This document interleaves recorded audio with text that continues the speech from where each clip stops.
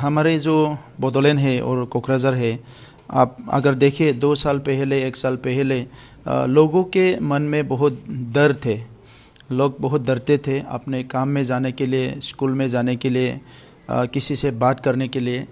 लेकिन 2020 में जब हम लोग का पीस एकॉर्ड हुआ, उसके बाद हमारा ऑनरेबल प्राइम मिनिस्टर कोकराझार में आके जब खुले मैदान में 8-10 लाख लोगों के बीच में बोला कि बोडोलैंड में और एक बूंद भी खून गिरने नहीं दूंगा, तब से लोगों के जो मन है इसमें जो है कारेज जो है, साहस जो है, ये पैदा हो गया है।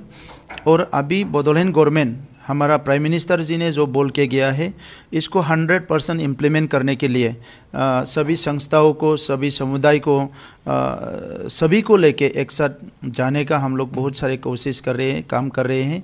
और अभी आप देखने को मिलेंगे, पहले कोकराझार में या बोडोलैंड के किसी भी टाउन में 5-6 बजे से शाम को लोग निकलने के लिए डरते थे। आज 9 बजे 10 बजे आप देखेंगे 12 बजे तक लोग घूम रहे आप देखेंगे, काम कर रहे हैं।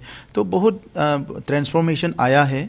लेकिन अभी भी जो है, मैं यही बोलना चाहूँगा हमारा गृह मंत्री जी अमित शाह जी को, कि क्योंकि अमित शाह जी हम लोग को बहुत प्यार करते हैं और हमेशा निगरानी रखते हैं कि यहाँ क्या हुआ है, क्या नहीं हुआ है। छोटे छोटे बातों में भी अमित शाह जी पूरा ध्यान देते हैं। तो बोडोलैंड में अभी भी बहुत सारे जो है इलीगल वेपन्स रिकवर किया जा रहा है आसाम पुलिस से। और 2008 से 2010 तक बहुत सारे लोगों को फेट्रिसाइडल किलिंग में मारा गया था। और वो लोग जो थे, वो लोग अभी भी जेल में नहीं है, वो लोग बाहर घूम रहा है। कि पॉलिटिकल कारण से हो, किसी भी कारण से हो, ये लोग जेल में होना चाहिए। क्योंकि ये लोग जो है अभी भी बहुत समय पे हमारा लॉ एंड ऑर्डर को डिस्टर्ब करना चाहते हैं, बहुत सारे कॉमन पीपल को थ्रेटन करना चाहते हैं। और उन लोग का दिमाग थोड़ा सा घुमा हुआ है। नॉर्मल जो डेमोक्रेसी है, इसमें इन लोग का दिमाग है नहीं। तो इसीलिए जो है ये लोगों को सज़ा मिलना चाहिए, इसमें इंक्वायरी होना चाहिए। हम अभी फिर से मांग करेंगे कि पहले का जो कॉन्फ्लिक्ट का सीबीआई इंक्वायरी हुआ है, वो रिपोर्ट निकलना चाहिए। और वो जो किलिंग्स हुआ था 2008 के बाद, इसमें फिर से सीबीआई इंक्वायरी देना पड़ेगा।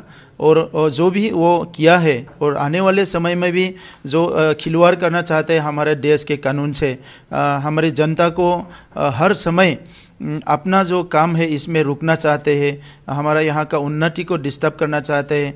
हमारे प्राइम मिनिस्टर ने जो पीसफुल इंडिया बनाना चाहते हैं, इसको ये लोग मतलब जो है ये एक मजाक बनाना चाहते हैं। ये सारे लोगों के ऊपर कार्रवाई होना चाहिए। अभी हम लोग तैयार है डेवलपमेंट के लिए। एक भारत जो श्रेष्ठ भारत हमारा प्रधानमंत्री जी ने नारा दिया है, इसमें हम लोग भी हिस्सा बनना चाहते हैं। क्योंकि लास्ट 30 इयर्स में हम लोग को ये मौका नहीं मिला था, क्योंकि हम बंदूक के बीच में थे, हम लोग बम के बीच में थे, खून खराबा के बीच में थे। हमारा माताओं बहनों के सीखने का जो आवाज़ है पूरा इसमें चल रहे थे। तो अभी एक माहौल अच्छा हो गया है, वो खुद हमारा प्राइम मिनिस्टर के इनिशिएटिव में हुआ है। तो बोडोलैंड का जो है, बीटीआर का जो है 32 लाख जो आम जनता है, हम लोग तैयार है डेवलपमेंट का पार्ट बनने के लिए। तो इसीलिए लॉ एंड ऑर्डर को पहले ठीक करना है, बाकी जो है डेवलपमेंट के लिए हम लोग तैयार है।